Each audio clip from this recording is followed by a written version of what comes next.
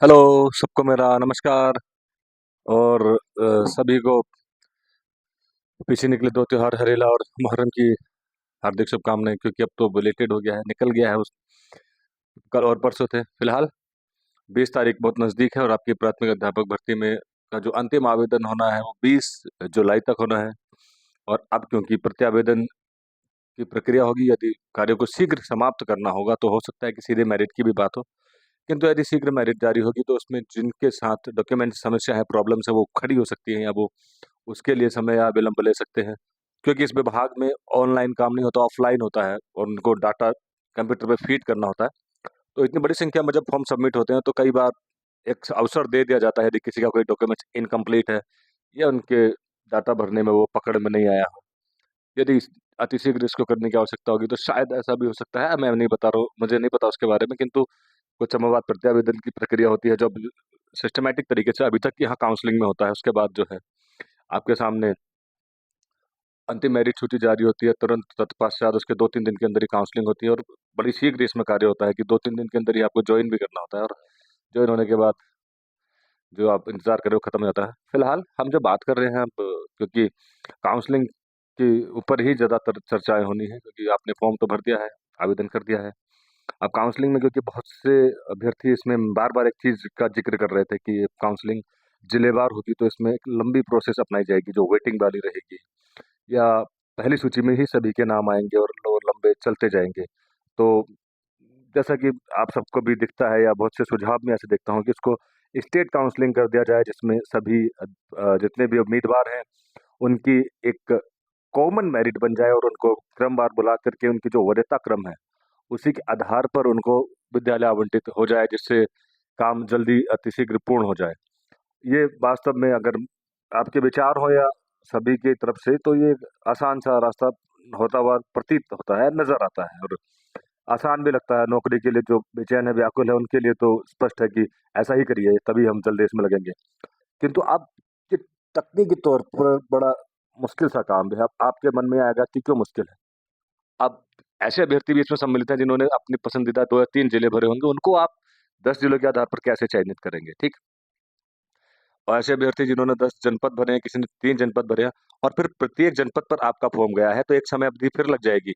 आपकी वरीयता के क्रम में अन्य जनपदों से आपका नाम हटाना पड़ेगा। हालांकि ये भी आपको इतना मुश्किल नहीं लग रहा होगा। हालांकि जो शब्द है मैं इनको एक्सप्लेन नहीं कर पा रहा हूँ कि ये मुश्किल है, किंतु आपको शायद ना लग रहा हो। किंतु जो सबसे बड़ी चीज है जो आपको जरूर समझनी चाहिए वो है कानूनी दावपेच, यानी कि नियमावली।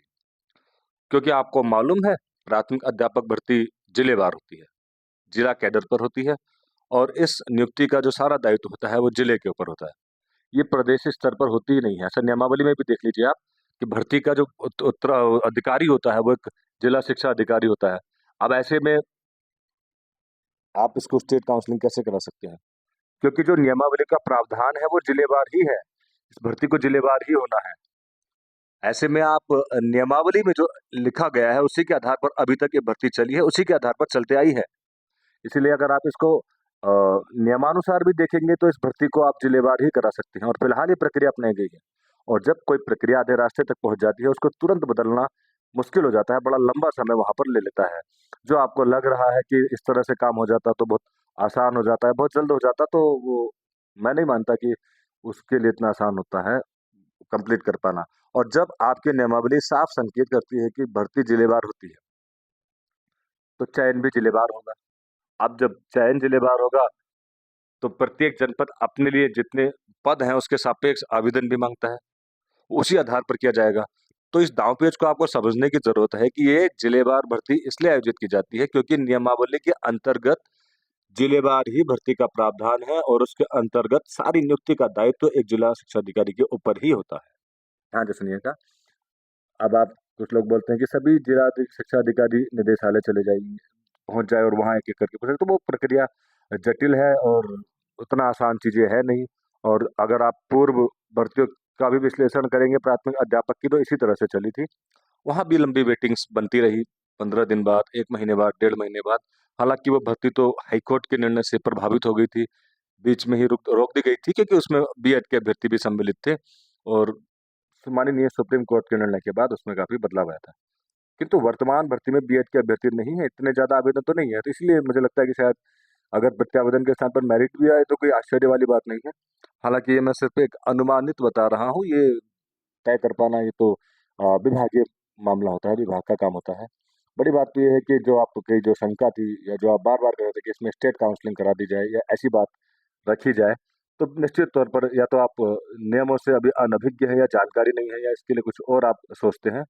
क्योंकि भर्ती नियम से ही चलती है और जो नियम है उस नियमावली का अध्ययन करेंगे तो शायद आपको चीज़ों में क्लिष्टता नज़र नहीं आएगी और कुछ चीज़ें आपको स्पष्ट तौर पर समझ में आ जाएँगी। आप नियम के खिलाफ नहीं जा सकते या बात नहीं कर सकते क्योंकि ये वही नियम है जिसने सभी को अवसर दिया है, सभी को मौका दिया है, अन्यथा बहुत से अभ्यर्थियों को इसमें अर्ह होने के मौके भी नहीं मिलते। आँखें खुली हैं तो देख लीजिए, अगर हर कैंडिडेट का सिलेक्शन हो जाना है तो आप सोचिएगा कि वो सक्षम है या नहीं है, एक मात्र टीईटी का पेपर आपको सरकारी नौकरी दिला रहा है उत्तराखंड में डीएलएड की। तो ज़्यादा योग्यताएँ, ज़्यादा क्षमताएँ इसके ऊपर बात करना मैं फिर कहूँगा फिर बेकार है, जिसकी नौकरी लगती है उसको शायद हर चीज़ सही नहीं लगे लेकिन जब आवेदन अधिक हों, सीटें कम, तब योग्यताएँ निर्धारित होती हैं। जब ये उत्तराखंड के बारे में कर रहा हूँ, आप देखिए अब जैसा भी है वो तो चल ही रहा है। लेकिन अगर आवेदन रिक्त पद ज़्यादा है, आवेदन कम है तो योग्यताएँ नहीं देखी जाती, पद भरे जाते हैं। तो बेहतर है और क्योंकि हम तो आशा करते हैं कि उत्तराखंड में भी अध्यापकों की संख्या जो कमी है उसको पूर्ण किया जाए और सभी अध्यापक लगभग इसमें नौकरी पर लगे और क्योंकि 20 तारीख अब आने वाली है, आपके मन में भी बड़ी प्रबल इच्छाएँ होंगी। आप में से बहुत से शिक्षक साथी इस तरह से सवाल करते हैं कि भई काउंसलिंग कब होगी? हुँ? ये तो तय करना विभाग का काम है, काउंसलिंग कब होगी और उसके अलावा इसमें डॉक्यूमेंट्स कौन से लगेंगे? डॉक्यूमेंट्स के ऊपर तो मैंने इससे पूर्व भी कई वीडियोज़ बना दिए हैं। आपका स्थायी का जो मसला है वो तो विभाग तय करेगा। अगर विभाग की इच्छा होगी कि उसमें कुछ गड़बड़ी होने की आशंका है या 2 स्थायी होने की आशंका है, तो ये मामले विभागीय है। विभाग इसे अपने स्तर पर देखेगा कि इसके ऊपर अगर फ्यूचर में कोई सवाल ना करे या फिर फ्यूचर में विभाग पर सवाल ना उठे, वो उनका अपना इंटरनल मामला है। उन्होंने उसके लिए क्या पॉलिसी बनाई है, हालाँकि अब शिक्षा मंत्री द्वारा बड़े कड़े निर्देश दिए गए थे कि डॉक्यूमेंट्स की जाँच बहुत अच्छे से की जाए। कोई भी अभ्यर्थी यदि अवैध पाया जाता है या स्थायी से संबंधित कोई समस्या आती है, उसका पूरी तरह से निरीक्षण किया जाए और तब ही उसको अध्यापक के पद पर रखा जाए। ऐसा अपना अखाड़ में पड़ा था और वो शिक्षा मंत्री जी का भी उसमें ऐसा कहना था। अब विभाग इस पर क्या कार्य करता है वो तो देखने वाली बात होगी। किंतु आपका ये मानना था कि काउंसलिंग की अवधि देखिए अवधि मैं निर्धारित नहीं कर सकता। इससे पूर्व मंत्री जी ने भी कहा था कि इसको 1 अगस्त को पूर्ण किया जाए। किंतु कुछ वंचित अभ्यर्थियों द्वारा जब मामला हाईकोर्ट में ले जाया गया, तो उनको मामला न्यायिक था, उनको न्यायालय से राहत मिली और उनको इसमें सम्मिलित भी किया गया। जिस वजह से ये भर्ती प्रक्रिया थोड़ा-सा आगे लगी। अभी भी कुछ अभ्यर्थी इसमें शायद बीएड ब्रिज कोर्स के हाई कोर्ट के संबंध में कुछ उम्मीद लगाए बैठे हैं कि उनको भी भविष्य में इसमें कुछ मौका या अवसर प्राप्त हो, परंतु अब क्योंकि प्रक्रिया अपने शीघ्र चरम पर पहुँच गई है, लगभग समाप्त मतलब जो प्रक्रिया आवेदन की थी वो समाप्त होने की ओर है और सबके अपने-अपने निजी विचार होते हैं। मामला जब हाई कोर्ट में है टिप्पणी नहीं होती, किंतु सुप्रीम कोर्ट के द्वारा बीएड अभ्यर्थियों को पूर्व में ही शामिल ना करने की बात की गई थी। अब आगे मेरे विचार से इसमें ज़्यादा प्रभाव नहीं पड़ना चाहिए और भर्ती अपने एजेंट और जैसे चल रही है वो आगे बढ़ती रहेगी।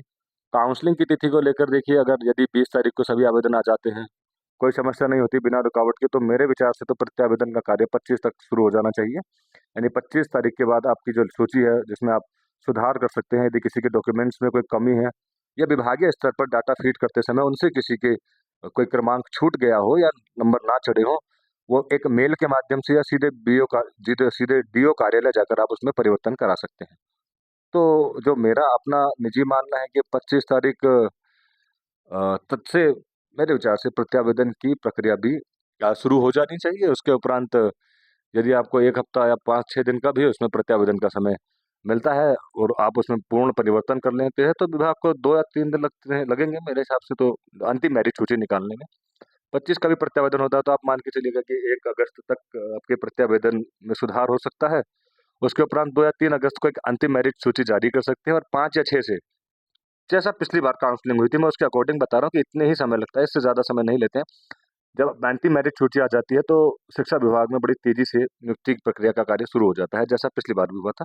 अगर 3 तारीख को अंतिम मेरिट सूची आ जाती है तो प्रत्येक जनपद आपको एक निर्धारित तारीख अगर वो तय करेंगे, वो तो तब तय करेंगे ना जब सभी का प्रत्यावेदन का कार्य समाप्त हो जाएगा और बिना रुकावट के कार्य हो जाएगा, तब सभी जनपद एक निर्धारित तिथि तारीख तय कर लेंगे कि इस दिन सभी लोग अपने-अपने आवेदन जिन्होंने अप्लाई किया उनको मेरिट के आधार पर बुलाया जाए, क्योंकि अलग अलग तिथि रहने पर तो एक अभ्यर्थी अन्य 10-10 जनपदों में चला जाएगा इस भय से कि यदि इस जनपद में उसका नंबर नहीं आया, यहाँ अच्छा विद्यालय नहीं मिला तो वो दूसरे में अप्लाई करे, या मनचाहा उसको विद्यालय नहीं मिला, अति दुर्गम में पहुंच गया, या जहां वो चाहता था उस ब्लॉक में नहीं मिला तो वो दूसरे जनपद में अप्लाई करेगा। इससे बचने के लिए ही ये कार्य किया गया है कि वो पद जिनको नियुक्ति हो गई है, जिनका मेरिट में एक बार नाम आ गया, उनका दोबारा कभी मेरिट में नाम ना आए, या तो वो ज्वाइन कर ले, या उनको ज्वाइन करने के लिए जो 10-12 दिन का समय दिया था उसमें उनको देख लिया जाए। अगर वो ज्वाइन नहीं भी करते हैं तो उनकी अपनी इच्छा होती है।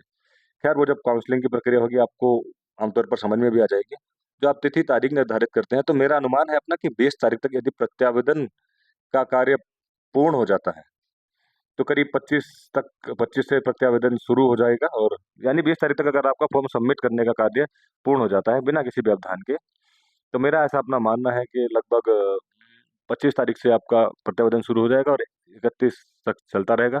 उसके उपरांत 2 या 3 को अंतिम मेरिट सूची प्रत्येक जनपद द्वारा डेट निर्धारित करके निकाली जाएगी, और मेरा मानना है 6 या 7 या 8 तारीख तक आपकी जो काउंसलिंग है वो प्रारंभ हो जानी चाहिए, और 10 तारीख तक आप निश्चित तौर पर विद्यालय में होंगे। 15 अगस्त को आप वहाँ झंडारोहण करेंगे, ऐसा मेरी उम्मीद भी है, आशा भी है, और आप विद्यालय पहुंचे ऐसा मानना भी है, और प्रक्रिया के अंतर्गत मैं ऐसा मानता हूँ कि ऐसा हो जाना चाहिए।